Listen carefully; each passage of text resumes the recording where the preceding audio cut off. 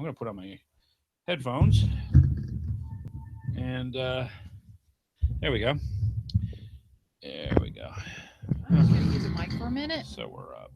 And I got to remember to list this. And we should be, and we are recording. Good. There we are. So yeah, hey folks, welcome. Sorry for us being late. I blame Amy. Let's see. I got to get a couple things up here real quick while we're doing this. It is the pre-show, and we ran late, and again I blame Amy because she is such a calming effect on me that I fell asleep. He mowed the grass today, so he had a little bit of fresh air, and he took a nap and overslept and didn't hear his alarm. And then there's that. Just saying. So I hear this screeching voice of love and concern going, "It's 8 o'clock." No, actually, I went in the room and I said, "Honey, mm-hmm. Yeah, it's 8 o'clock. Oh God, I'm up." Okay. Checking. Just saying. I mean, I'm not going to sugarcoat it. That's the way it happened. Yes. Him, however, he's going to tell a fib and tell you guys it was my fault. It was her fault because she was supposed to keep watch over such things because apparently I can't. I was watching Interstellar. Oh, okay. So it's my fault. I didn't say that. Well, no, it really was my fault. If you really get crazy. Technical and or accurate. Yeah. I wasn't going to blame anybody. I'm just saying. No, I'm just saying that's how it was. And yeah, so there we are. I'm just saying. So now I'm struggling to get everything in place. And making sure that things are out of the way. Oh boy, that's ugly. What's ugly? That bottom third. You don't like the orange? No. But you know what? We'll go with better? it. But yeah. I can't see my. Anyway.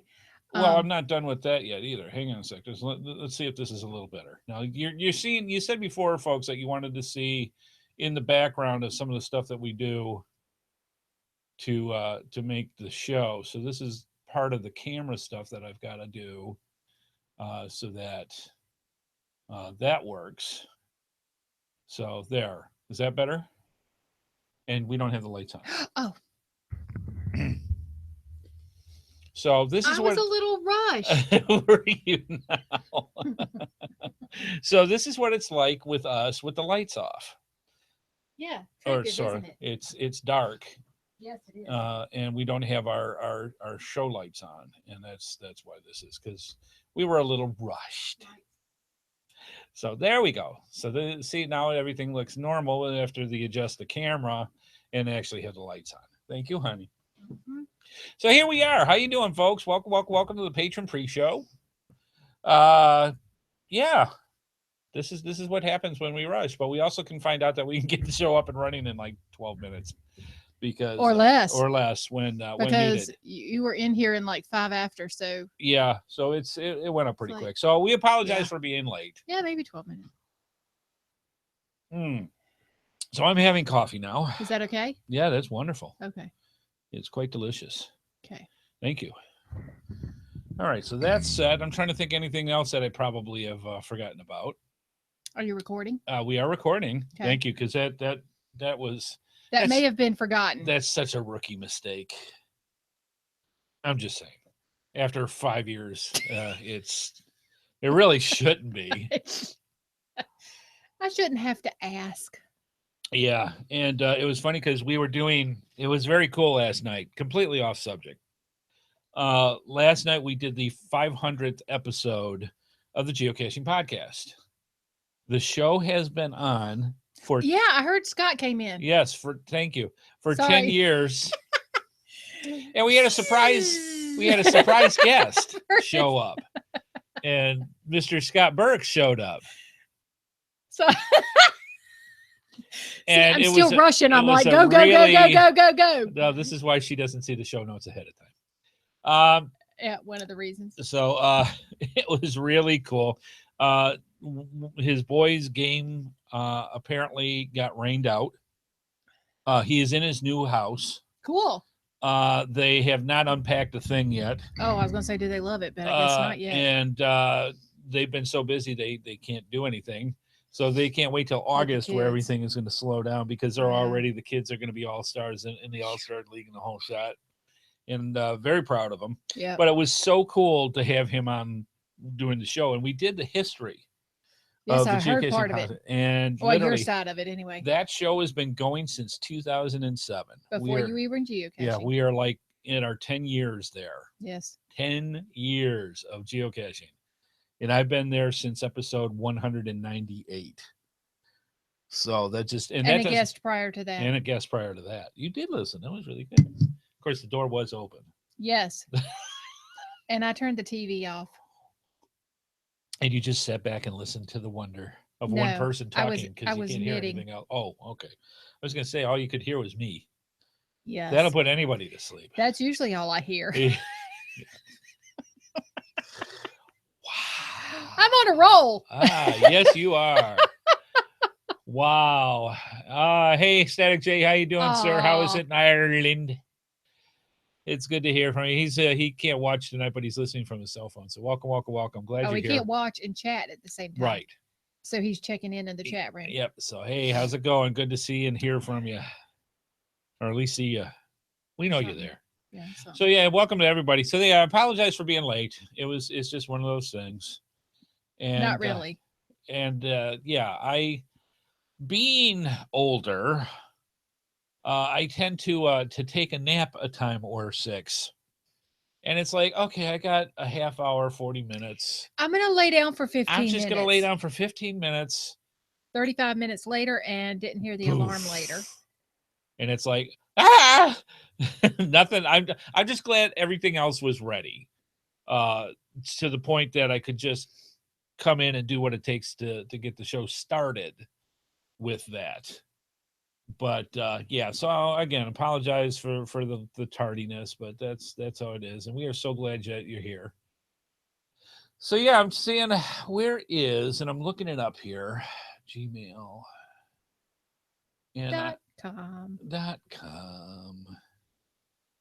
Jeffafa. That's what I was thinking, but I didn't say it. Yes. Let's see. I need to check out. There was a thing for service desk. Yes. There was a thing for geocaching. I just want to see real quick where that went. I still can't believe that my friend listened to this girl who said a rock. Oh yeah, tell her this story. This sounds odd to me. See if this sounds odd to you. Go for it. I got a Facebook message from a friend of mine today who said, "What? She has a direct sales business, okay, and she saw a girl who had, or one of her team members, whatever, had painted a rock and wrote her contact and business information on the back and placed it somewhere. I don't know where." And so I said, okay. And she said, and she says that she's going to do a geocache or something to that effect. I said, okay. She goes, how do I do that? Well, 1, you can't put out a geocache that advertises your business. Right. 2, you have to get it approved. 3, you have to get permission from the landowner to even do this. Right. 4, it has to be a certain distance away from all other geocaches. 5, you don't even know what geocaching is. Yes. Ultimately, that may be the most important because I can talk her out of the rest of it. Right. So she goes, so hers is not a real geocache? Right. No. Hers is not now this is a conversation over the course of my commute today. Talk to text. Right. And I said, no, hers is not. And here's why. It doesn't have a log, so you can sign it. She probably doesn't have permission if she's just painting a rock. Right. 3, it's a rock that she painted and threw on the ground. Right. No. It's bad. Yeah. So now, in her defense, there was this group. I don't know what it was for, but where people would paint rocks for certain things, and you could go find it, or you could just happen across it or whatever. Yeah, but that's not a geocache. But it's not a geocache. Right. Well, my friend did not know what geocaching was, much less what a cache was. So I had to explain all of that to her and then tell her that she could not do it. Right. I said, she goes, oh, she said, could I paint the square on there in the colors and then put my information on the inside? No, that is called advertising, which you cannot do. Right. Oh. I said, yeah, there's rules that you have to abide by. Yes. Well, what are the rules? Like, oh, Jesus, we do not have that much time. My commute's going to be over soon. So I gave her a few of the biggies, and she said, oh, well, how do I get it approved? Wow. Yeah. So then we went through the reviewer thing with her. Right. And she had no idea. She's like, I can't wrap my head around this. What's to wrap your head around? It's Tupperware hidden in the woods. You go find it with some coordinates. Right. But yeah, she couldn't get it. I said, okay, you just need to come out with us one day so we can show you what it is. Right. So at least you get an understanding of what it is. But she's pregnant right now. And not that that's a big deal. Well, all she's seeing is this is a way to advertise people to find out about that. So she's like, how do people find it? Right.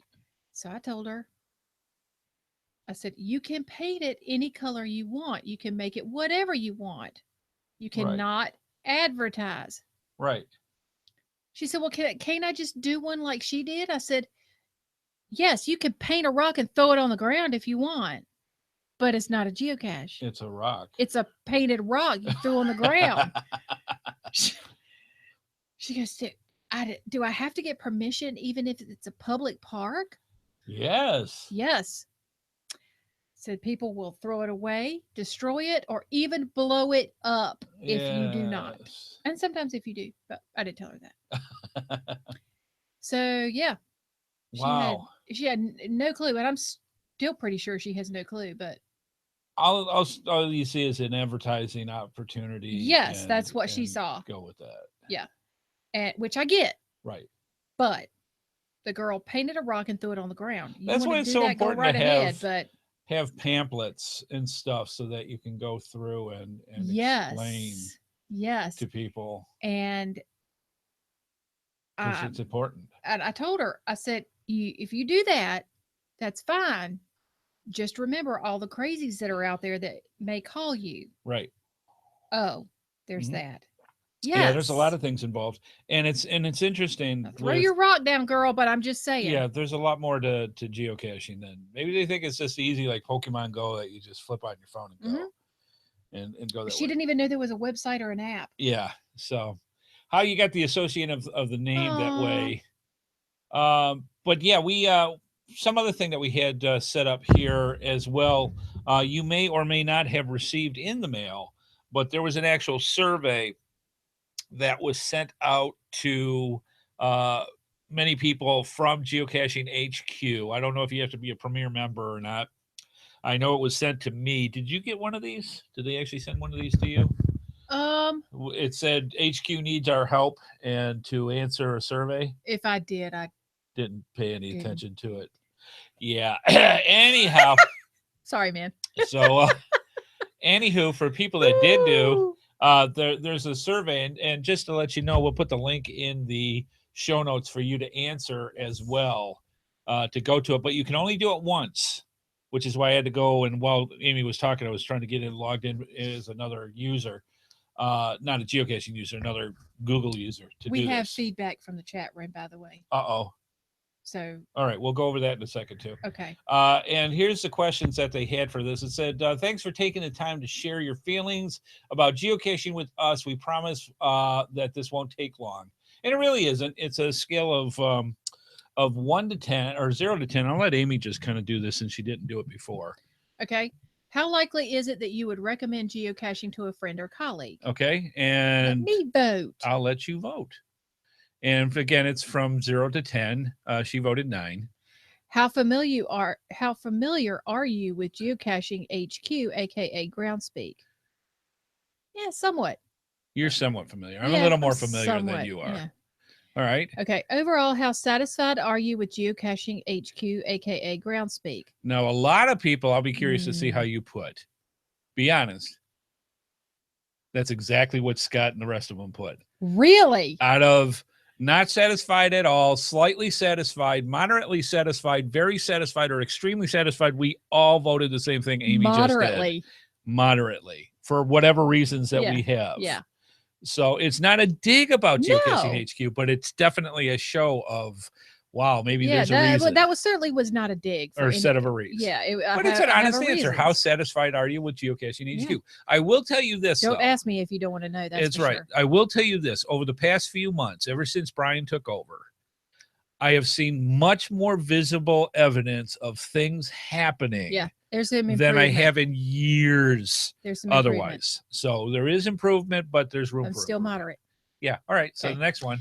Do you have any comments you would like to make about the questions above or anything else related to your experience with geocaching or Geocaching HQ? Chad made a list. I'm like, Scott put a couple of things. And just click on the box. Yep. I will tell what I said. She'll type what she wants for this, but basically what I put is I put as what I would like to see better with HQ is for Geocaching HQ, the lackeys for Geocaching HQ to have a much, and she's writing the exact same thing, to have a better presence overall with everybody. I found out, now whether this is true or not, I'm just going by Chad, who actually was at Geo Woodstock this year. He did not see a single lackey. Did not even know if a lackey was there. See, and I don't think that's right. I think they should make much more of a presence to let people know. And it doesn't have to always be at the mega events. It could be in other ways. There's been inklings of times where you obviously found out that one particular lackey got put into responsibility of communicating with us fine geocachers out in the world. And that happens for like about a month and then it fades. There is no heavy duty, shy of Chris Ronan, Rock Chalk, who is the PR person for geocaching.com. He constantly sends out emails, constantly says, hey, let us know about this or that. Chris is the exception. Everybody else, we don't know about them. And I couldn't name 5 lackeys right now on one hand with any confidence anymore. Right. And I got to say, I don't know any of their name except Rock Chalk. Yeah. Brian. I don't know any of them. Yeah. I couldn't tell you who they were if they went up and slapped me. And if they slapped me, I'd find out. But we met Chris. No. We met Chris at Open Caching last year. Going Caching. I want to say Open Caching. All right. Somebody also mentioned about that as well. Going Caching, that we started. We actually met Chris there. Very, very nice individual. Very cool person. I wish I had more time to talk with him. But that's it. We don't see or hear anybody on a regular basis, and they need to do that. They need a face. They need a set of faces. They need a presence with geocaching to keep people going on with the game. So that's my dig. That's my thing that I put. It's not a dig. It's just what it is. And then they ask what country you're from. Uh-oh. Just hit back. You take too long? No. Confirm form submission. There we go. Oh, okay. Can I say it from Germany? No, you cannot say you're from Germany. How about just put it in before it times out Norway. again? Just times out again. No, it didn't. Go. Okay, so thank you. She just did the survey. So you can do a survey too. And again, we'll have the links. Can I X out? Yes. You can actually, you can X out of that too. Golly day, man. Yep. So you can do the survey as well if you haven't already. And we will have the link to the survey in the show notes. Okay. So we're running a little late, but that's all right. Go ahead. Yep. We're going to go and I'm going to say, we're going to do this now because the chat room's going to scroll up and then I won't have it anymore. All right. So, Bible Man Rick has a feedback for us. Okay. It's a milestone for him. That's why what Bible Man Rick's a good friend. Yeah, he's so good. What I do now? He says, my wife Sally, aka C Watt, logged her 4,000th find at this last Woodstock. He logged his 7,000th find yesterday at the Virginia Earth Cache Challenge. Excellent. It was also a first to find. Wow. Way to go, Bible Man Rick and Sally. We've known them forever. If there's a trail anywhere on the continent or anywhere else on the planet, he's been on it. So, yeah. Or it got plans to go. Or plans, right. Yeah. Very cool. Welcome and congrats to Bible Man Rick and wife Sally. That's awesome. Good stuff. You know, semi related, and we'll start the show in a second. I'm guessing this is not related at all. No, this is actually semi related to Bible Man Rick because he's the one that brought attention to it. Okay. Last year, I believe he went to the Mothman trail, the trail that went there. I was recently contacted like a day or two ago about the guy who actually set up the event and the Mothman trail and the whole thing. Nice. And I'm going to see if we can get him on the show to talk about, because he wants to do it again. Cool. And the reason why I remember that is because Bible Man Rick was so kind to tell us about it and go about that. So yeah, cool stuff. All right. I think we're actually ready. Took some time to do this. And again, this is why we do the pre-show, in case certain individuals fall asleep or don't pay attention to the time and just neglect to wake the person in time to get things going. So I'm just saying, we're ready. I think I heard good. Your alarm go off. And yet she didn't follow through. I did not hear it. I don't know what happened. I must have. You mowed the grass today. Yes, I cut a large swath, and we have like 3/4 of an acre of tall grass with a push mower, and that kind of may have fresh air got to me. So anywho, that's what we're saying. And welcome to the GeoSnippits Reboot Podcast. Sit back, relax. Do some kind of burp. It doesn't matter. We're all family here in the GeoSnippits Reboot Podcast universe. The GeoSnippits Reboot Podcast is going to be coming at you right about, I'd say right about now.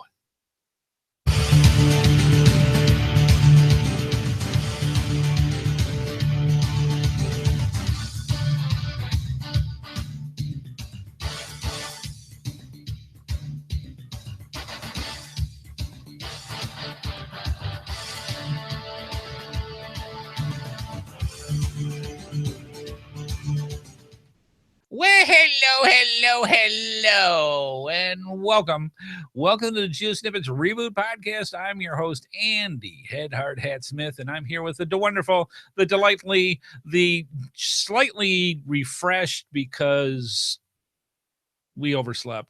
All right, she was watching a movie. I overslept. That's why the pre-show is only like 15 minutes. I was like, who's we? I blame you. It's just how it is. Okay, blame me. All right, my overlay isn't coming up here. No, so it's not. Let me fix it. Because you overslept.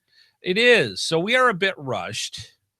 And there we go. Yeah. So we're a bit rushed and a bit out of sync. And I'm still trying to work on my coffee. So you're going to have to excuse so that I stay awake.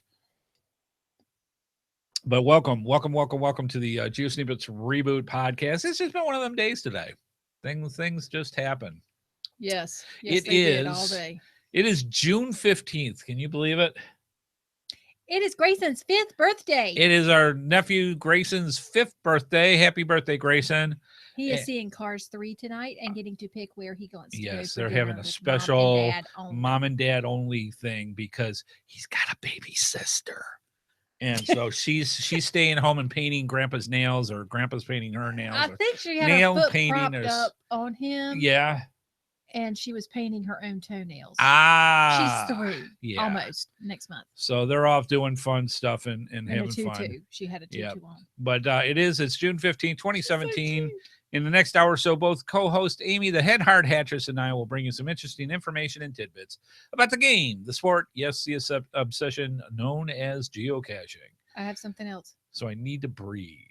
Yeah, now, I want to get this into the actual podcast because we talked about it. In too. All right, so let me do this part real quick. There was a milestone. And we talked about it in the pre-show, but I want to get it into the actual podcast. Okay. So Bible Man Rick and wife Sally, who is an amazing couple. We've known them for many years. They actually put out a geocache for us. There's a bunch of that we've just known them forever. Wife Sally, aka Sewat, Sewwatt. I hope I said that right, Sally. Has logged Sewwatt.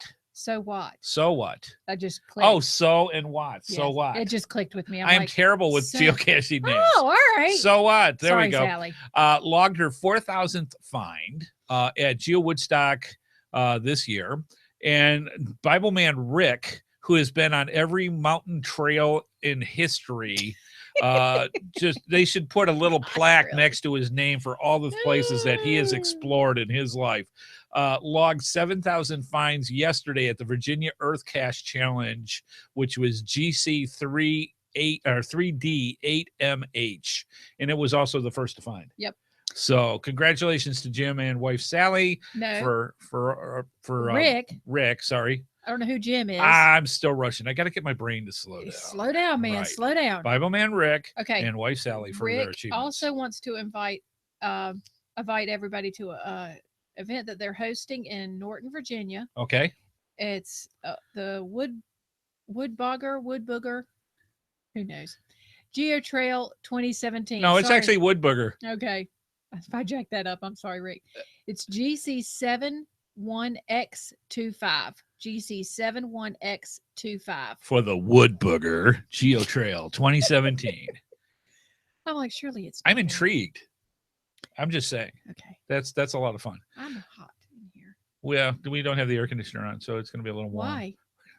Well, it was set to the normal daytime temperature, and we didn't put it to the cooling down temperature for evening. I may have to do that. Okay, so she may have to excuse herself to go do that.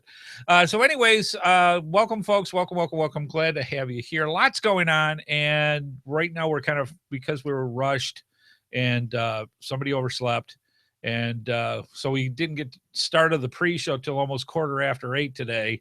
It just feels rushed at the moment, so we're trying to. He's trying to calm his brain down. Me, I'm used to down. running with like 12 windows open, so it's all good.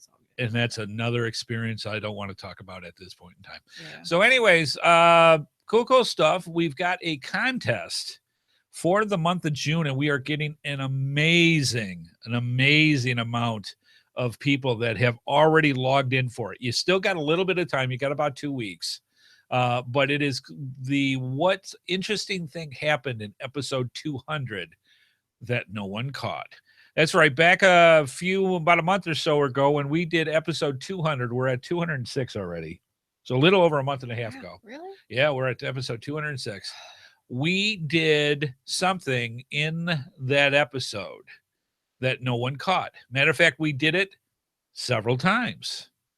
And still, nobody caught it. We thought we were going to be hands down caught. Yes, the first time, but nope. Nobody caught said it. A word. Right. So we made a contest out of it, and it runs until June 28th, 2017.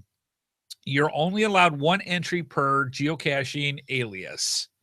However, and this is how this works. You send it in to gsreboot@gmail.com. Again, gsreboot@gmail.com. In the subject line, it's very important that you do this. It says, "What happened episode 200?" So this is how we distinguish between the different contests. Subject, what happened episode 200? We need you to put in your full name, your geocaching alias, your address, and a description of the very obvious thing that happened in episode 200 that no one caught.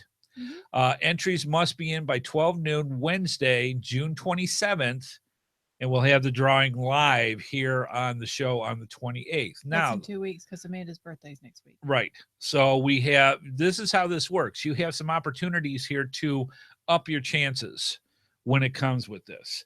If you just write in your email when you send in your entry and say, this happened, you get 1 entry. If you write in there what happened and how many times it happened, or a better description of everything that happened, you get a second chance. If you are a contributing member of the patron membership for GeoSnippits, in other words, not that you're just a patron, but that you're actually giving money, you get a third one. So that's how that works. You can get up to 3 chances per entry if you do all 3 things. And all the information, if you go to geosnippits.com, there's a post up there that talks all about the contest, gives you all the details, and check that out. Now, when you watch the video, we obviously we want you to watch the whole thing because it's just fun. It's fun. But anytime after the 28-minute mark is when you want to start looking. Right, because we have the pre-show before that. Yeah. That usually, when we're on time, lasts about a half hour. Yeah. So yeah, that's very cool. So what that works out very cool. Start at the 28-minute mark, follow through the rest of the show, and the prize, we have a 3-coin collection, gold, silver, and bronze, of the amazing Pica series from gxproxy.com. It's the last set I've got. And so until Beverly hopefully refills our stockings, I'm just saying. But that is the last set of the Picas that we have. It's 3 of the coins, gold, silver, and bronze. Each have their own proxies. So you're actually getting 6 coins with this. Very, very cool. I honestly didn't know how many people would actually go to the video, because you actually have to go to the video for our 200th episode to see this and actually figure out what happens. And we had a record amount of people already that have done this. So excellent stuff. We're very pleased with the results of so many people that got involved with it. But it's still, even with the amount of people that are involved with this, you have an amazing chance of winning this. So I'm just saying, the odds are with you to do it rather than not, because if you don't do it, you can't win. All right, that's very cool. Now, Bibleman Rick just put something into his... He showed a picture of the coin for the first 150 people to complete the trail. You'll get this coin. This very cool coin. And the coin, the wood booger, is 3D. And it's got some very nice artwork. It's a 3D wood booger? Yes. I am very intrigued. I have to have that. So, not everybody can say they have a 3D wood booger. I'm telling you. So, at least without having it surgically removed. I'm just saying. Yes. That may be cosmetic surgery. I don't know. At any rate, and Oak Coins made it for him. Excellent. Yep. So it's a very nice. The artwork's very good on it. So yep. Y'all need to go to that. Check it out. And we'll put this information in the show notes so that that you can check that out as well. All right, excellent stuff. So you say to yourself, wow, this is really cool. Even though they came late today, they're still relatively entertaining. So how can I watch the show live and generally get in touch with Amy and Andy? Because they're special. I'm just saying. To watch the live feed and join us in the chat room by going to www.geosnippits.com on Thursdays at 8:30 p.m. Eastern Time. We also have our social media links. If you go to geosnippits.com or geosnippitsreboot.com, you may not even know this. Geosnippitsreboot.com has every one of our episodes, all 206 by tonight, episodes that you can go through back to and get all the information. It's got all the show notes. You can see the video part of it, listen to the audio part of it. All those are accessible off of geosnippitsreboot.com. And you also have access to getting to our blog or the show or anything that we do with the show from there as well. So make sure you check it out. Let's see. We also have for you to please subscribe to our YouTube channel. HeadHardHat's YouTube channel, because what will happen is every time we do a podcast, it literally goes out into your subscribe bucket and it's there waiting for you every time you want to see it. So highly recommend that. Finally, we have our voicemail line where you can call in your questions, your comments, or suggestions by calling 919-341-9519. Or you don't even have to worry about, phone charges or anything like that. Just simply go to www.geosnippits.com.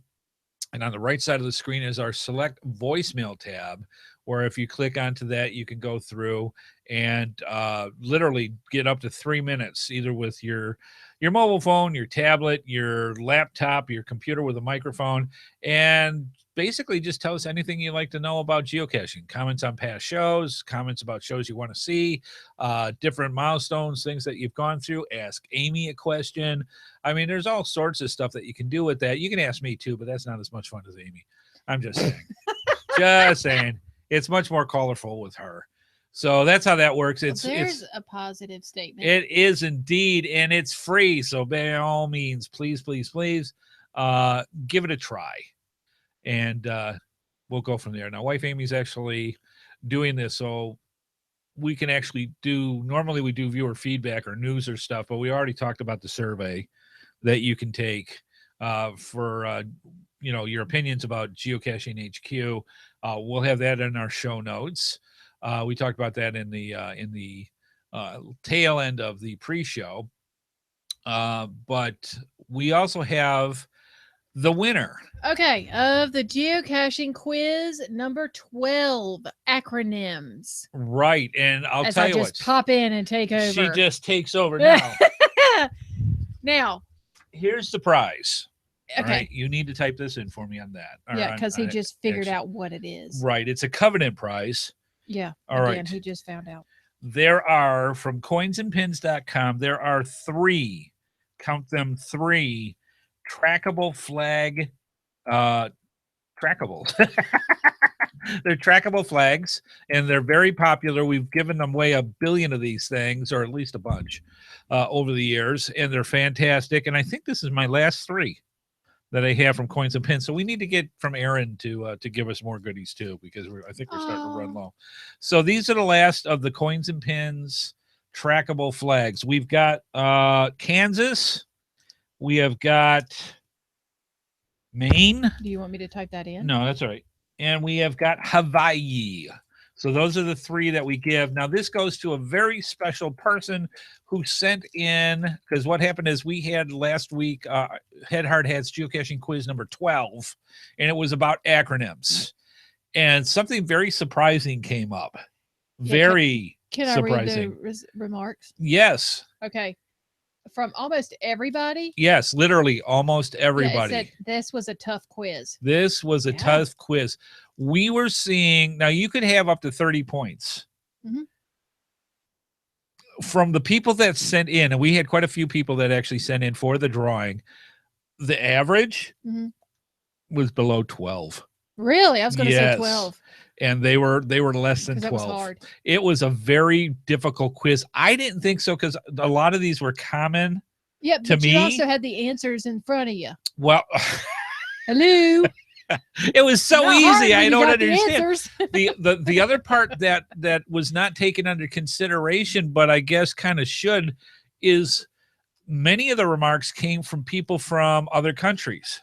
Oh wow. And they said, we don't use those.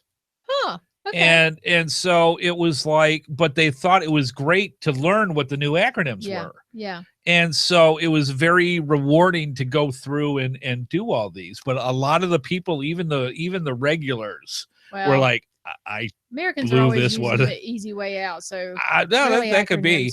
So yes, the remarks were, this was a tough quiz. So if you want, it's kind of like, how do you stop 30 geocachers in their tracks? Give them a math question.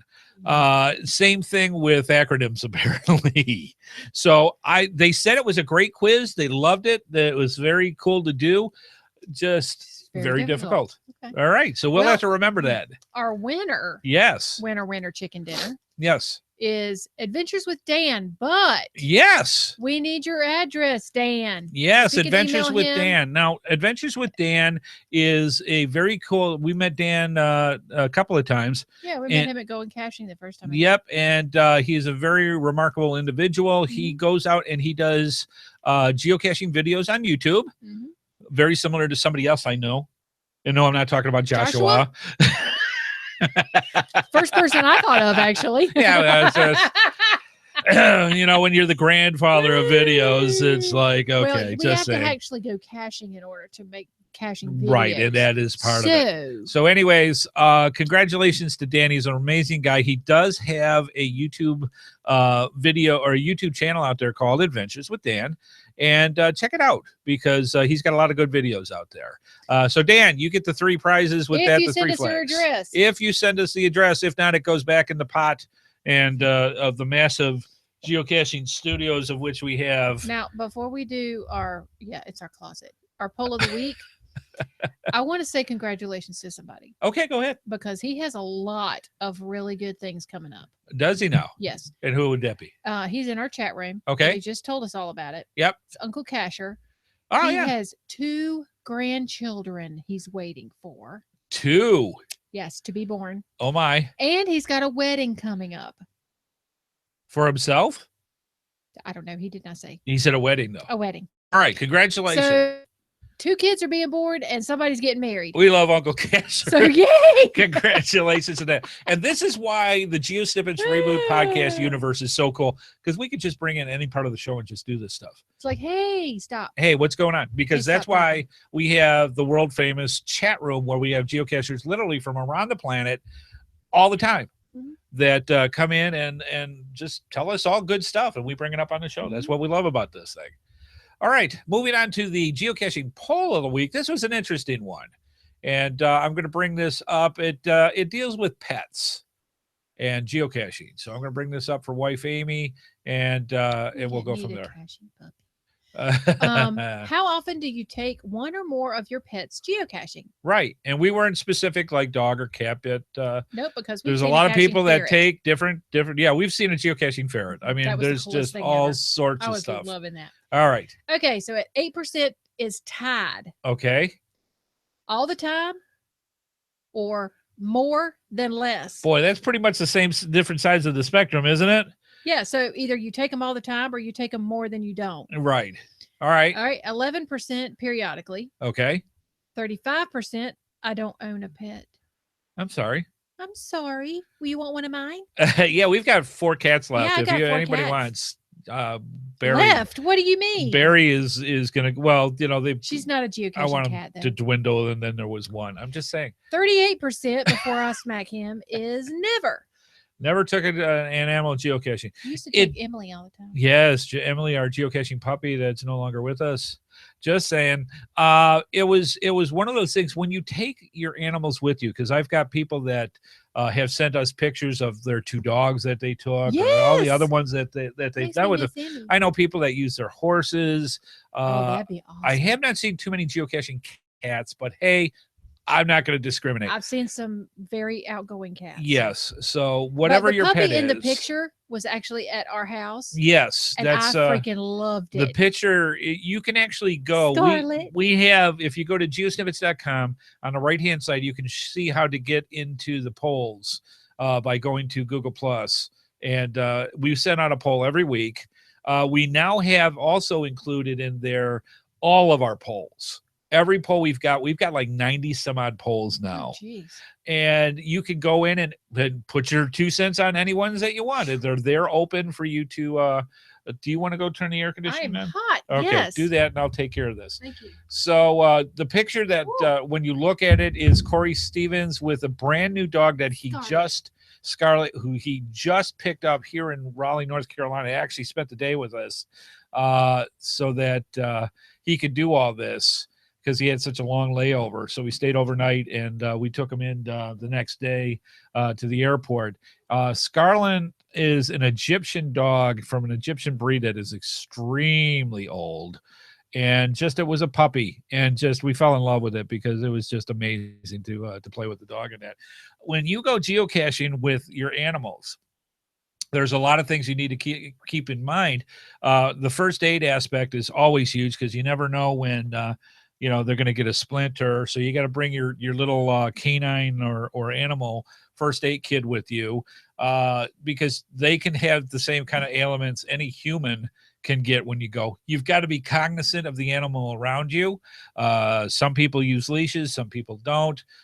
So you got to really, really be careful how you use your pets. And it does take a bit of, it did with me when I took Emily geocaching. It does take a bit of a strain because the dog's constantly, if they're not trained like NC Biscuit trained her dog, where it was like, boom, it's right there and it's perfectly trained. Yeah. It does distract a lot.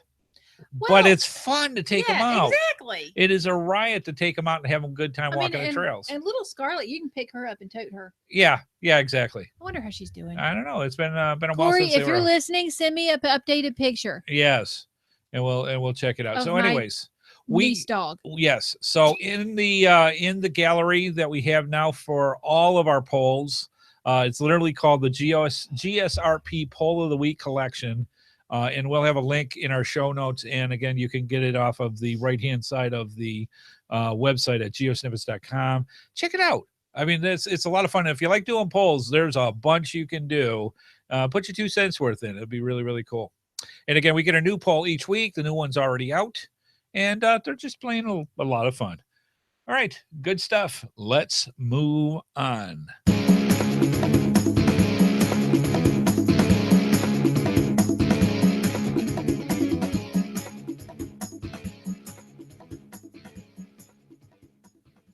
Tonight's episode is brought to you in part by gxproxy.com and gxproxy.eu for our friends in Europe, for cachers serious about leaving their mark. And I just gave Amy the finger, the pointy finger, that basically we saw, and the floor has been laid for the new warehouse for gxproxy.com. And so they are getting close. If not right now, they're actually starting to put stuff in.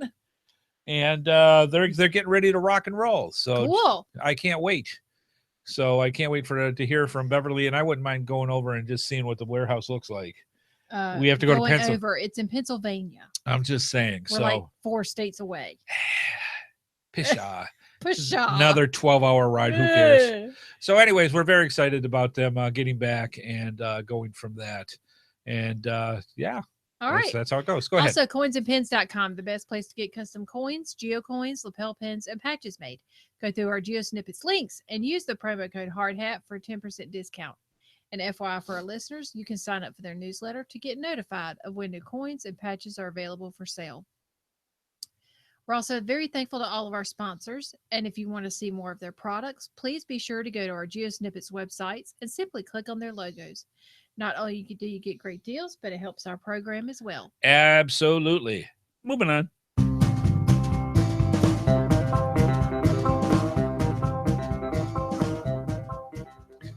Coffee starting to kick in. Yee-haw! Yep. Geocaching outdoor hazards to avoid. GeoSnippits Reboot Podcast, episode 206. So yes, if there is an episode that makes you want to feel like you're itching and want to scratch that itch. I think he does this just to be entertained by me going, gosh, I'm itching. And a lot of other people do too. So yeah, that's how that goes with it. This is our outdoor hazards to avoid. So if you're out geocaching, we've actually got responses from people from around the world that have sent in the different type of hazards that they have had encountered depending on the country that they've been. So we're going to get all of this. Just keep in mind though, we're not experts on this. We've had chiggers, we've had ticks, we've had some have poison ivy more than others. She gets it if she even looks at it. I haven't had poison ivy in forever. Just keep in mind, we're not the experts, but this is just different things for you to consider that you're going out there. The main thing you want to remember, be sure if you're going in an area that you're unfamiliar with, check out the area. In other words, go online, find out what kind of critters, from little itty bitty ones to great big ones, what is there and what do you need to be cognizant of? Because the last thing you want to do is be outdoors unprepared. And it's just very, very important for you to know what the dangers are and what to go, because you can get hurt or worse when it comes to being out geocaching, and you really, really should take time to know what it is. Now, some people may even just, well, I'm in a park. What could happen? Oh, A lot can happen in even a known friendly area as simple as a park. So just be careful out there and know what you're walking into when you go geocaching. Always, always, always seek medical attention if you've been in contact with something poisonous, venomous, or potentially dangerous. It's just, don't sit there and go, it's just a flesh wound. Don't do that. Get yourself in and have it checked out, because things can get nasty really quick depending on what you've especially encountered. with your kids. Oh, Because absolutely. kids can go downhill like that. And other things can spread because of it. So Yeah. just be careful with that. We do highly recommend, it's one of our older episodes, but it's still my favorite. Episode 23 of the GeoSnippits Reboot Podcast was a very good friend of mine, Jamie Davis, who is also known as the Pod Medic. He is a registered nurse. He's actually quite a novelist now, from all the books that he's written over the past couple of years. But he is an expert when it comes to different techniques in nursing. And episode 23 is our first aid episode with Jamie. And I highly recommend, because we went over a large amount of what can happen. That one. Yeah, it's awesome. It's an excellent episode. And if you want to learn things, Not that I listened to all of it, from a registered nurse of how to take care of certain situations when you're out in the wild, that's the episode to check. Again, it's episode 23 of the GeoSnippits Reboot Podcast. It was suggested we get an Irish Wolfhound. That is a big dog. Yes, but they're very sweet and very smart. There are a lot, and we're looking. I'm just saying, we're looking. At any rate. So we got some responses here from people in the United States with a bunch of things that they've encountered when going out geocaching. Alan, for example, says, since we live in the desert, out here, scorpions, rattlers, and cactus are things that you need to be aware of. Dano in Maine said it's ticks you mostly need to watch for. Occasionally worry about coyotes, moose, and wasps. So you can see the difference regionally, how things can vary so much with it. I didn't think they would have so much of a problem with wasps up there. Apparently they do. I mean, you get those bullet wasps or whatever that's out there. It was like too cool up there for them. No. I guess not. No. I guess not. Yes. Moose, yeah, I could see that. Yeah, moose out there, because you could get trampled on. You can get trampled on by deer. It's like, oh, look at the pretty deer. Deer can stomp you. Yeah. And I'm just saying, be careful. All right, Andy says, yep. Was this you? No. Okay. It was not me. It's someone. There is more than one Andy in the universe. The ones we teach our scouts to recognize, see, it's even the scout, are black widow and brown recluse spiders. I stay away from all spiders. Or any bug. Rattlesnakes and copperheads, and poison ivy, oak, and sumac. Yeah, so all three. Apparently killer bees. All right, fair enough. Isn't that a comedian? The killer bees? Killer bee? Could bees? be. Anyway. That's never mind.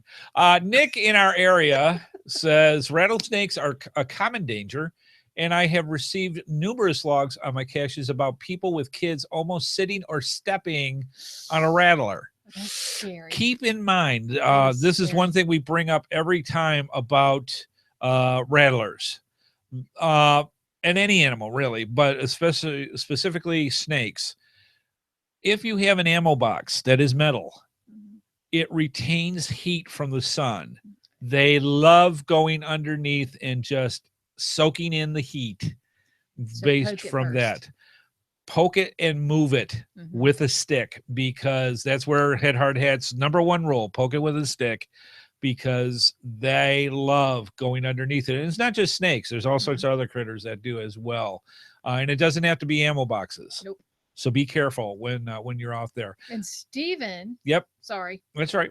Steven says, well, here in Florida Panhandle, and I can see this, there's always a risk of snakes, but they are easily avoided if you use a walking stick. Right. The real hazard, and these things are the pure devil, the real hazard is fire ants. Yep. An ammo box can have a nest under it. You can step in them at any time, woods or city. Yeah, Now, and we have Grayson set calls them mean ants, right. but I tell you what, those things will. When we went to the first time we went to going caching, we did the North Carolina, South Carolina, Georgia way of going over. And when we were in South Carolina, we would stop at quite a few of the rest areas because we were picking up geocaches. Mhm. The ground, all you saw was mounds. fire ant mounds everywhere. They tried putting powder on it. You could see there was a bunch of other ways that they were trying to keep Probably control more. of them, but they're everywhere. And if you don't know what we'll talk more about fire ants in a little bit. They bite, and when they bite, there's a little pustule that forms. They bite the piss out of you. And if that breaks, it burns, literally burns, feels like flame. Thus the name fire ant. So we'll get more into that in a little bit when we actually get into the So different don't things. step in them. If you see a really big, round, red mound, Or any mound. just don't go. Yes. And what happens is people are standing there signing their log, not realizing they're stepping I did on the that one time. mound.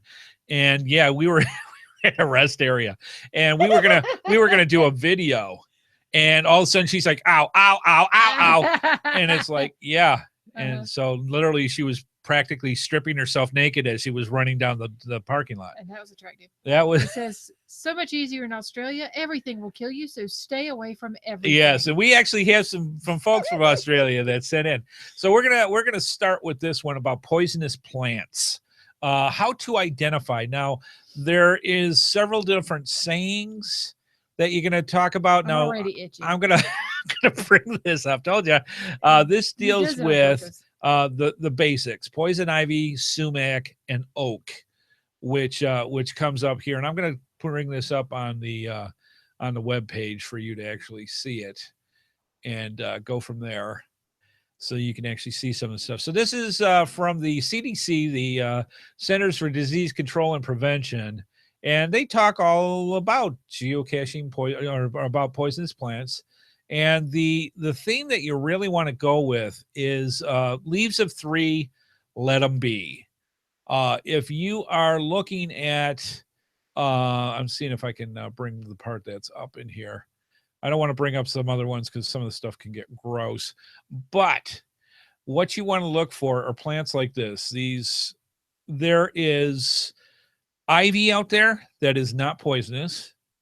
There is poison ivy, sumac, and oak. If you notice the one leaf that they have here, they don't have the actual, can't bring the pictures bitter, are poison ivy. And if you notice, it's got this variegated edge, meaning kind of like cut sharp edges to it. There's leaves of 3. Usually what you will see are 2 leaves right next to it and 1 leaf coming out from that. And it goes all the way down the vine that way. To me, it looks like a sword. Right. Or a maple leaf. Sometimes people confuse it with. They change colors during the years. And they also, their potency of the oils that are on it, which is the whole problem with it. It's not the leaf themselves, it's the oils that are on the stem and leaves. And it does say Eastern poison ivy is typically a hairy, rope-like vine with 3 shiny green or red in the fall, leaves budding from 1 small stem. And they can have berries on them as well. A Western poison ivy is a low shrub with 3 leaves that does not climb. Right. And may have yellow or green flowers and white to green, yellow, or amber berries. Right. Now, poison oak is very similar to poison ivy, except that the leaves actually look like an oak leaf. Mm-hmm. But it still works the same way. You have two leaves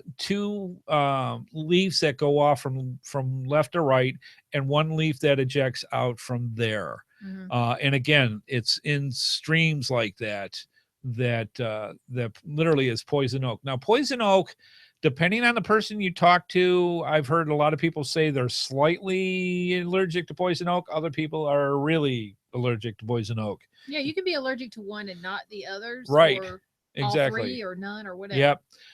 Typically, a poison oak is a shrub with leaves of 3, similar to poison ivy. Pacific poison oak may be vine-like.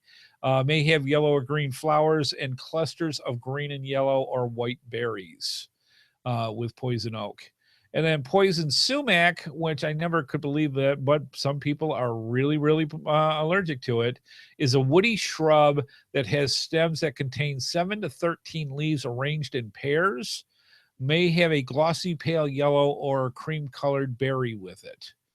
And depending on the time of the year also dictates how strong this is. Early spring is terrible, and I also heard in early fall is when the areas also my favorite times of year. Yes, is where those go. So those are your main three. Now, what isn't poison ivy? If you see something that has 5 leaves on it that grows on a vine, yeah, that's not. That is Virginia creeper. And Virginia creeper, I've heard a couple of people say, but I'm allergic to that. If that's the case, you're probably allergic to a lot more out there than just these 3. Ivy, yeah. Right. But Virginia creeper as a whole is not allergic. But if you're not sure what it is, don't mess with it. That's the best way to go with it. If you don't want to encounter something and you're not quite sure if that stem is going to get you or not, don't put your hand on it. I have actually seen the hairy vines that go around the trees. Yes. And I'm like, you know what? No touchy. Yeah. And the thing that you have to understand about poison ivy, all right, and again, you will learn this if you go to episode 23 of GeoSnippits. The oils, if you wash it off quick enough, and the sooner you wash it off with soap and water, that's all you need, and completely wash the areas that touched, and hopefully not touched any other part of you, that's all you need to get rid of. The length of time that the oils that are on you is going to, the worse it's going to be. And there'll be times where you'll be like, I washed everything off. I had this little outbreak here. Now I'm getting outbreaks some other place. How am I getting it? It got touched and it just took that long for it to come up. So just keep that in mind, that there's a lot of stuff. Ooh, hogweed, giant hogweed. A hogweed was a ornamental thing, and I'm going to bring this up for... It is not anymore. No, it is running rampant through Canada and Northern America, and I heard it's over in Europe as well. You got to see the size of this thing. I'm going to actually bring this up so you can see. It's a little video that they have. Now, you're not going to be able to hear the sound, but you'll be able to see the sheer size of this thing. And it's huge. So for the people listening to the podcast, I apologize, but we'll describe it as best we can. And I'm just going to bring this up very quickly. And all right. So this is this nice lady telling us about hogweed. Now, you're looking at her. She's got the blue shirt on, and she's talking about the dangers of hogweed and that. And you see behind her this green area that is just tall. Now look at the size of that. Oh my hogweed can get 15 feet tall. Now that's how big it can get. There was a question. Yes. Would a moist towelette be enough to get rid of poison ivy oils? If you don't spread it, dab. Okay. Don't wipe, spread. But as you can see, hogweed can be 15 feet tall when it comes to this. Oh my God. Now the thing about it's very pretty. It's gorgeous. It looks like a giant, enormous Queen Anne's lace. Yes, that is. And it's huge, and that's why people said, "Wow, this would be great to put out into our garden." The problem is when you touch hogweed, the oils that go onto you as they affect you are heated up by sunlight. Yes. And the problem with this is, and I'm going to stop the video here so that we can talk about it. The problem with this is it bubbles. It bursts into blisters every time sunlight touches the area that you touched. This can happen up to 10 years. Years. After you have it. It says the reaction can happen up to 48 hours after contact. Right. So you may not even know that you touched it. Yeah. But once it actually goes, anytime that particular area is exposed to sunlight, it can erupt into blisters. up to 10 years after that goes. Yeah. And we're going to have in the show notes different ways for you to see, because there's something else out there that's called cow parsnip in certain parts of the world, in Europe and what have you. There's another one called fool's parsley that's out with that. All these will have links in the shows for. Now for Canada, just to go over some of the things, and this was very important for you to understand. Brad said in Canada, the things that you have to be careful about are liberal politicians. I'm just saying. Thanks, Brad. We appreciate that. Dave wrote, giant hogweed. This plant will cause you nightmares and make you poison ivy look like roses. Yeah, it's spreading quite nicely. Luckily, it's spreading nicely. Yeah. Brad then said, here in Eastern Ontario, Canada, there's nothing venomous yet. It's poison ivy, wild poison parsnip, and giant hogweed is starting to show up. We've encountered packs of coyotes at night during some night caching. From the UK, Andrew wrote, in the UK are adders, which are snakes. Just recently, there was a report of a cacher bitten 3 times. Also, watch out for cows, especially if they have young with them. Now, I'm like, oh, the nice cows. What could happen? No. I remember can be mean. Colin French from UK Geocaching Podcast used to talk regularly about all the different things that cows will do to make your day not pleasant. Yeah, cows can be mean, man. Yeah, so just saying. Now, the other ones that we go over that are interesting are venomous snakes and how to identify. And so I'm going to bring up here again on the screen. We'll describe it to the people that are listening to the podcast. But this is stuff that, visually you can take a look at to do that. So here, how to identify, and again, all the links to all the stuff that we have here we'll have in the show notes. So the main thing that you want to check out for is they usually have a diamond-shaped head, not always. If you look at the coral snake here in the bottom left, he does not have a diamond-shaped head, but most rattlers, those type of snakes, anything venomous, is going to have a diamond-shaped head. Usually there's different kind of colorings that are available with it. With the coral snake, red on yellow, dead fellow, red on black, or yellow on black, lucky jack. So make sure that if you see yellow stripe, red stripe, yellow stripe, that is bad.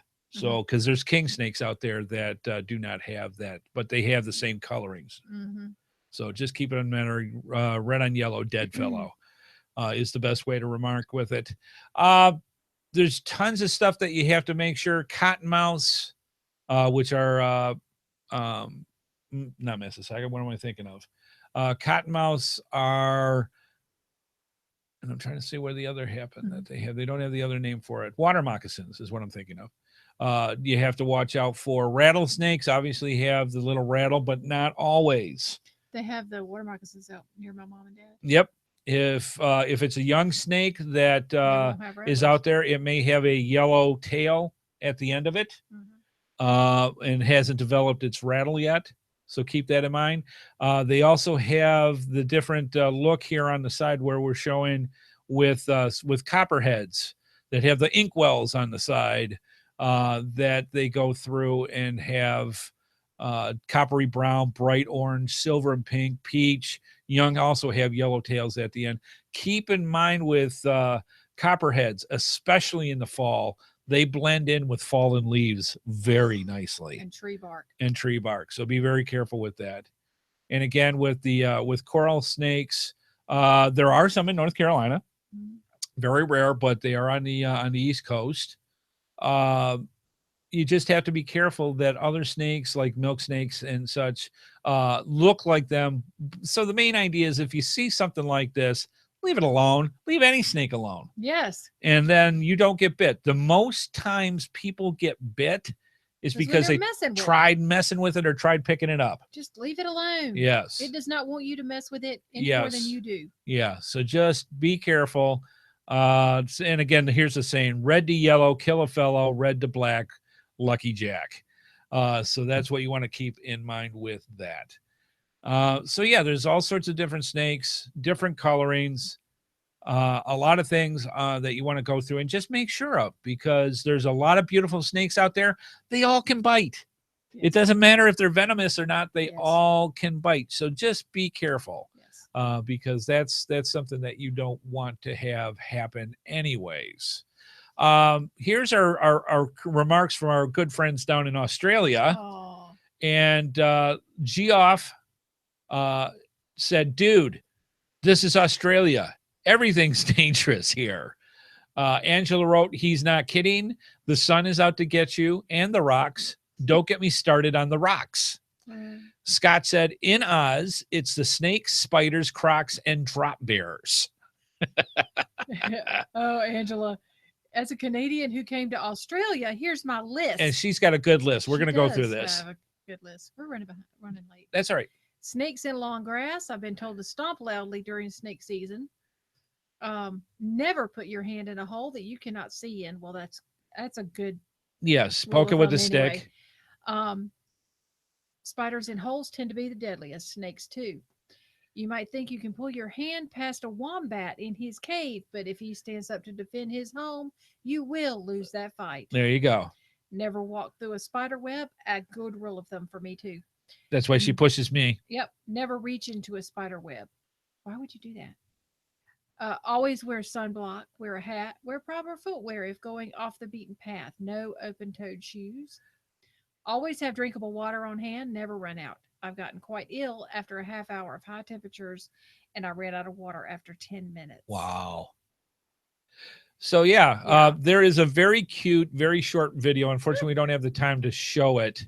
It's literally called Come to Australia, and it's by these scared, weird little guys. And we'll have a link to this YouTube link in our show notes. And it's a little song to tell you about all the things in Australia that can kill you. So yeah, just check that out. It's really cool. But they do write, many Australians joke about everything being out to kill, maim, hurt you here. They're in large part serious. If you intended to do a lot of bushwhacking for caches, it's a good idea to be very alert. Okay, hang on. All right. Salty CA just came in the chat room. Hey, Salty. And he said, just came back from a FTF run, 2-hour drive each way, and an hour to do the Where I Go. Oh my He gosh. snagged the FTF. Hey, congratulations. Way to go. Good job. And you didn't get back in time for the show. He did. Well, you did, barely. Here. That's there. That's all that counts. Yes. And we're glad. I'm just kidding. Well, congratulations on the FTF. That's amazing, especially for that kind of a ride to do a Where I Go. That's awesome. Yeah. Excellent. All right, moving on. We're running a smidge late, but I thought this is important for you guys to know about. Spiders. We've got links that we have in here. We're just going to go over briefly instead of showing you. Check out the links. And they're pretty much standard for a lot of people know them, but if you don't, this is what you want to make sure that you know. Basically, the things that you want to be careful of are black widows. The little black spider that we have all over the place here in North Carolina that has a little red dial on the belly. Don't pick it up to try to see the little red dial, but you can tell that they have that really deep black and are very shiny. And if you even see that, don't touch it. I'm just saying. Brown recluse has a little violin on its abdomen. Don't try to get too close, but the visual of what they look like, it's a brown spider about the size of a $50. Go through and again, in some areas, if you go to Kansas, see, now you're even itching. Yeah, I actually got an itch right here. Brown recluse are actually very common spiders in Kansas. They go through the South. North Carolina does have them. You occasionally hear about somebody getting bit. They love cardboard. So I also saw one and freaked me out because I was going for the garden hose. And there was one there with eggs. All right. And that does happen. Was it a recluse? Uh-huh. Really? Oh my. So yeah, you got to be careful. I did not water that day. Now, black widows, you kind of always think of as in the curtains or some secluded part of the attic. I have seen them live in the grass in North Carolina. So just be careful. They can be anywhere. There's another spider called the funnel web spider that does just that, makes a funnel that it comes out of, kind of like a trapdoor spider, and the ever popular tarantula. Now, my friends who live in Honduras, they're missionaries in Honduras. God bless them. They have a son who loves bugs and all Right. things nature. He'll bring her tarantulas. Oh, yeah. There are tarantulas out there that they're venomous because they inject poison into things that they're supposed to do. Or actually, does that mean whether they're poisonous? That's where I always get confused between venomous and poisonous. I think spiders are poisonous. Snakes are venomous. Neither way, there's toxics that go into you if they bite you. Any spider will do that. There are tarantulas out there that are not dangerous, but don't test to find out which ones are and which ones aren't if you don't know the specifics. So I'm just saying. And be apparently, careful. I heard somewhere that the granddaddy longlegs was the most poisonous spider on. That's a rumor. They used to sit there and say it had the venom of a cobra, blah, blah, blah. But its little mouth wasn't big enough. Yeah, to the bite fangs you. aren't strong enough to puncture your skin. And That's not true. It's not true. It's got a potent, but not like it was talked about, oh my God. It doesn't matter. It's a spider and it has to die. Some other ones that and we already talked about these, some of them, but just to keep in mind when you're out, be aware. Scorpions. I thought the scorpions were on the East Coast. They're not. They're out in the West, in the mountains, here in North Kakalaki. Fire ants we've gone over. Ticks. And chiggers. Ticks, you got to worry about diseases. Chiggers, you need 2 weeks of having your legs explode. Oh my God. They're terrible. Chiggers are nasty little things. So using DEET is highly recommended when you go out. I stood in a nest of chiggers one time. We both did. And I'm like, we had about 50 bites on each leg. I thought I was going to die. Yeah. And I've actually had it worse. Bees, wasps. I have to hurry up because I'm itching. Bees, wasps, and hornets, I told you, are ones that you have to be careful of. There is nothing like poking in a tree for a geocache only to poke a hornet's nest or a bee's nest. My dad ended up in the hospital because he ran away from ground hornets one time. Yes. All right. This last one I am going to show a picture of because people don't believe me. The Puss Caterpillar. Yes. They, and I'm going to bring this up for you. People look at this and go, oh, the cute little fuzzy wuzzy. Let me show you the cute little fuzzy wuzzy real quick. Amy does not say that. This is the Puss Caterpillar. And let's see. Here we go. There we go. So there we are. This is the guy. Now, if you look at him, he's this cute little fuzzy wuzzy little caterpillar that's on a leafy weefy. Every one of those spines that are on this cute little fuzzy wuzzy little guy, that isn't fuzzy wuzzy, those are spikes. Oh God! Each one ejects, and here's some ticks, by the way, if you want to see what they look like. Each one of the spines ejects a venom into you. They are poisonous, and it has a burning sensation like you will not believe. We tell you all the time, do not go geocaching in flip-flops, because what happens is people step on them. That thing's disgusting. With either bare feet or their flip-flops, and they step on them. There's nothing cute about that thing. And yeah, so we actually, you want to know where they are? Now, they're in North Carolina. I'll tell you this, they're all over the place. But if you walk, especially along the Tobacco Trail in North Carolina, they're there. So just be careful when you're out there. Those are nasty, nasty little things and stuff that you need to avoid. So if you're not scratching and wanting to, like Amy is over here, I blame you. That's why we love this thing. That's how we go. All right. Excellent stuff. I hope you learned a lot this week about being careful out there in the woods. And no, they're not all there to get you unless you're in Australia. Yeah. If you're in other places, you have to work to find these things. But they are known to be under and or around geocaches. So be careful out there. That's the only thing that we want you to do. And go from there. And again, check out episode 23 of the GeoSnippits podcast and find out the first aid that you need to do for all those. All right. Good stuff. My ear is itching. Time to move on.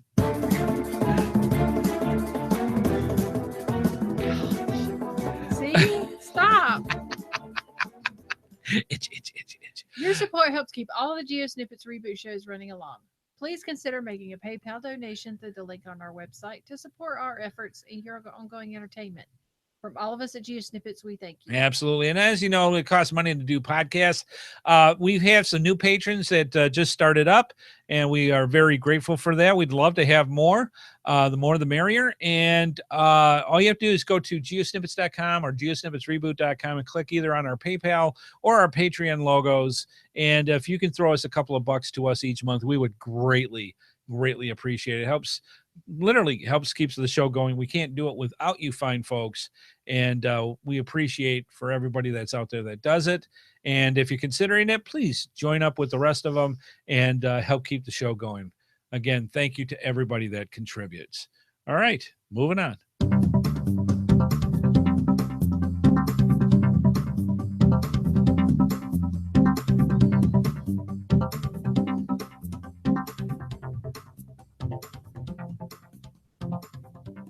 All right. It is time for the GeoSnippits Geocaching Cache Dash. And let me explain what this is. We have some of the best companies in the geocaching world. And quite frankly, they want to tell you fine folks about the products that they provide. So what they do is they send us these little geocaching packages of love. And inside are different items that they want different people to know about. So each week we rotate around and choose the prizes and give them away to you fine folks. And we do that each and every week. We do a question, and wife Amy's going to jump right into this for the question for last episode, which was episode 205. And what was the prize? From gxproxy.com, it was the Orange Ground Zero flashlight. Very, very cool. These are very handy. They have multi LEDs in this section. The front of it has this 3 LEDs. The back of it has, you can't see right now. It's like that looks like a logo to me. But if you looked at behind the logo, you would actually see there's a magnet that you can just hook it right up onto something metallic. And also there's a very handy hook that you can hook onto a tree limb or whatever. And it's just a very, very cool flashlight to keep in your geocaching pack. And again, that's from gxproxy.com. All right. The question was, what geocaching container, which usually has the following measurements, 5 inches by 3 inches by 2.5 inches. It is waterproof, dustproof, and virtually indestructible. Yes. The answer is Decon Geocache Container. Right. They measure what I just said. Right. And they're waterproof as long as the lid is snapped on tight on all 4 containers, dustproof, lightproof, and virtually indestructible. Yeah, let me see if I can bring up real quick. I'm going to go to images here. And geocaching decon. There you go. All right. And let me bring this up for the folks that are watching the video. You just visually or just heard what the actual sound is for the people from the podcast, but these are very popular. A lot of times they're given away as gifts. And about the size of an Altoids can, a little wider though. Yeah. And they have different sizes, and colors are usually green, and that's what a decon can is. The nice thing is they have an O-ring around the end of it, so it helps keep the water out, and just a handy dandy geocache. They're small enough to put just about anywhere, hanging from a tree, wherever, and good to use. So that's what a decon container looks like.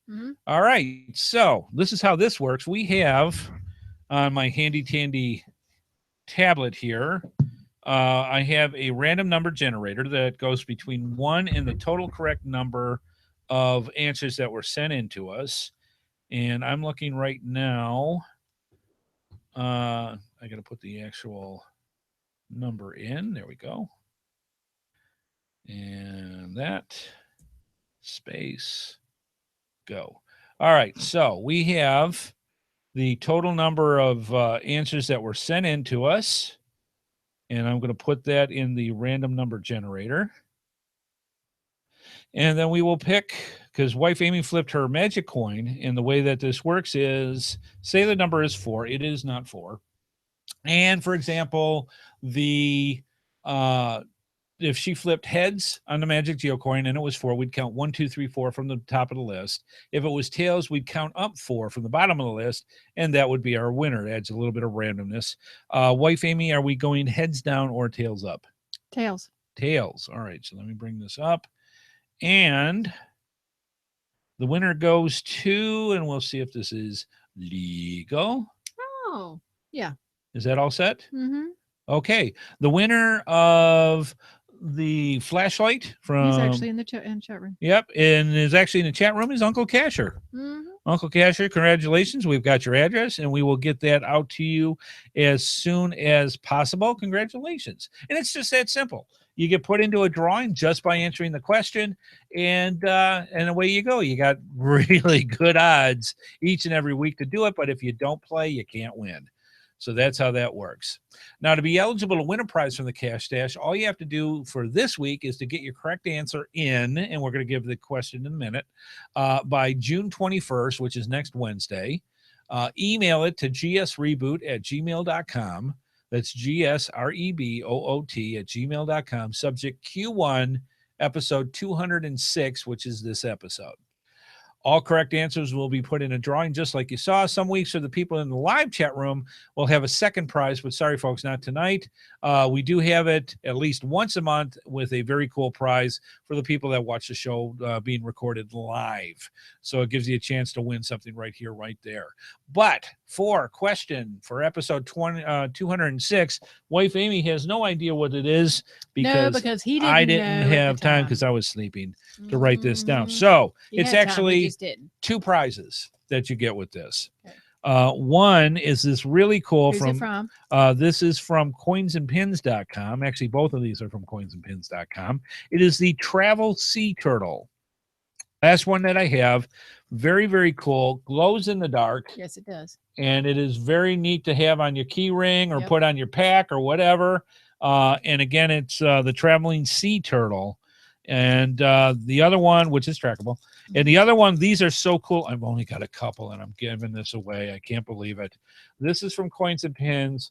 You can't see it very well because it's in the package. Oh, it's a coin holder. It's a Geocoin display holder, and it's got this really cool ornate shield look to it. Yeah, it's got a brushed silver look to it, and it's gorgeous. And it's, if you've got a specific single Geocoin that you want to display on your desk or you mean a like shelf. This one? Yeah. And so that would work really well with this. She gets coins and I'm just saying. So anyways, you get both prizes if you answer in your question. Right. So get them in. What's the question for episode 206? What does the acronym GPS stand for? I thought this one would be easy. Everybody had a hard time with acronyms, so I thought I'd throw one Even more I in. know what that means. All right. So what does the acronym GPS stand for? Get your answers in for this subject Q1, episode 206 to gsreboot.com. And we'll see who wins next week. All right. Ran a little late, but hey, we started a little late. So yeah, well, that's how that goes. All right, folks. Thank you so much for stopping on by. We greatly, greatly appreciate it. And please let us know what you think about tonight's episode. Let us know about different show ideas that you want. We love your feedback. Keep sending it in for wife Amy as well. We greatly appreciate it. Please consider becoming a patron. And above all, please tell other geocachers about the show so that they can come in and join in the fun, either through watching this live or through the podcast. We would greatly, greatly appreciate it. All right, wife Amy, up to you to close us out. My watch is dying. I'm sorry. Okay. I want to thank our sponsors, gxproxy.com and coinsandpins.com, plus our amazing patrons. I want to thank our Andy HeadHardHat Smith, and thanks to everyone watching and the chat room. Y'all please keep those comments coming in. Yeah, we had a great time with the chat room tonight. Lots of cool things going on. A lot of cool information coming in directly from you fine folks, and we love that.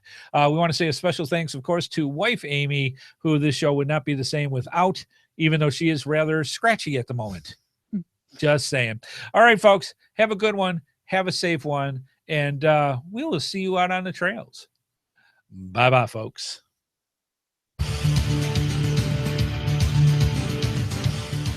Please be sure to join us each and every Thursday at 8:30 p.m. Eastern Time for another episode of the GeoSnippits Reboot Podcast right here on the GeoSnippits website at www.geosnippits.com.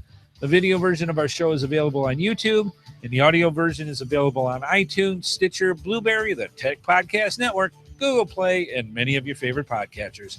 We love hearing from our viewers and listeners, so please leave your feedback by emailing us at gsreboot@gmail.com, visit us through our social media sites, or contact us via our voicemail line at 919-341-9519, or use our website Send Voicemail tab.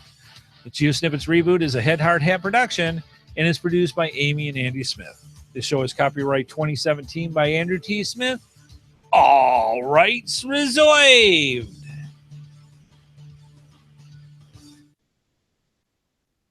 And clear.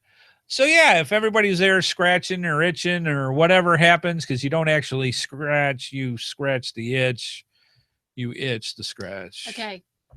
Just saying. Time to go. Have a good one. We will see you next week. Be safe out there, folks. Watch out for them critters. Bye-bye.